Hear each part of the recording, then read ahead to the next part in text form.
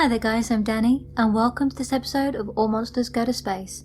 Today I'm going to be bringing you another video in the Dragons of the World series.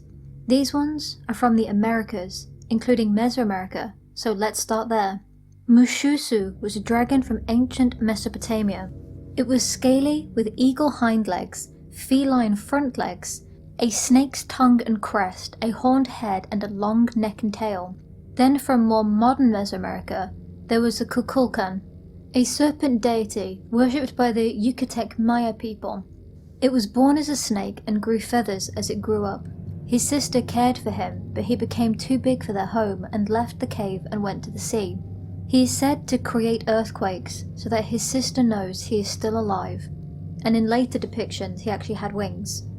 If you were going down the Mississippi River from Illinois quite a long time ago, up on the bluffs there would have been a depiction of the Picasa, a horned, feathered bird-like type dragon, and I believe there is actually a replica of this image somewhere in Illinois today. Now amongst northeastern Native American tribes there was a Mishapesh, the underwater panther, and it was found throughout the woodland and the Great Lakes region. It was very similar to the Shachihoko from the Asian Dragons video, with the head and forequarters of a large cat, but it also has a long tail, horns, scales, and dagger-like spikes along its back and tail. It made the Michi-Picton Island its lair, and was the master of all water animals, and this did include snakes. The sounds of storms, and the rushing rapids with its roars and hisses, and it could create storms. In Zuni and Hopi mythology of North America, they had the Kolowisi, a shapeshifter that was large and tended to remain coiled up. In its dragon form it had horns, gleaming scales, full body-length fins, and a large mouth. It was the serpent of the sea and inhabits the deepest of pools and in springs. In the Tewa tribe of the Pueblo Native Americans, they had the guardian of water Avanyu. It was another plumed serpent dragons with horns. In Oregon Native mythology, there was the Amhuluk, who was reported to live in the Forkend Mountains. It was a feared creature whose main desire was to drown everything. It was large and horned, and as it aged it would go through transformations, each being more formidable than the last. Next up is the Angard from the Huron tribe. It was a giant quadrupedal reptile that was highly venomous and lived in caves, forests and lakes, and basically anywhere that was deep enough that he wouldn't be disturbed. If it found itself within close proximity to humans, it would extend out a coil and cause disease and natural disasters.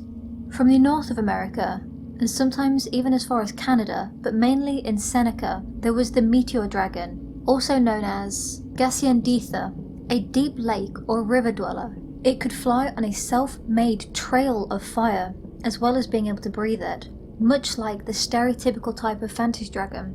And it's called a Meteor Dragon because it's said that when a meteor once crashed into Earth, it brought this being with it.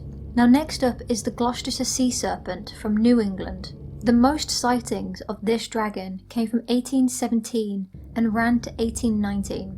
A local had said that he had seen it off the coast of Gloucestershire, Massachusetts and the area of Cape Ann, and it was a long, snake-like, humped creature, much like the Loch Ness Monster. And the very first report of this creature is said to actually have been from 1638, but there is some debate on this. Then, from the Shawnee Native Americans, we get the Kinepequa, a large serpent who gained its massive serpentine form over time and through transformations. It's said that its first form, when it sheds its skin for the very first time, was that of a fawn, with one blue horn and one red, and it would grow and change each time it shed, and would live in the lakes. In the US, at Spoonville Beach, there was a legend of a huge green scaled snake with red eyes. It was a sea serpent that breathed smoke out through its nostrils. The catch with this being is that it may have actually been a hoax to begin with. A local would go out to sea and then come back with a sighting of the sea serpent of Spoonville Beach. Tourists would then pour in, being interested by this legend. A non-believing friend of the guy Sam, who was the main sighter, was taken out to sea for himself. It's said that Mo did see this creature and asked Sam to stop bringing in sightings in fear someone would go looking and get hurt. Sam ignored his friend, went back out again, and never returned. And finally, for this video at least, the Uktena from Cherokee lore, a deadly and malevolent antlered serpent that was as wide as a tree trunk, and its crest and scales glowed like fire, and it was covered in spots. It lived in the very depths of pools, rivers, and in mountain passes. Its scales were completely impenetrable, and it could only be killed by shooting the 7th spot underneath its head, which had its heart behind it. Well, that's it for this video. I hope you enjoyed it. If so, leave a like, subscribe, click the bell, and check out the other dragon videos in this series. Thank you for watching, and I'll see you in my next video, in the comment section and on Twitter. Bye!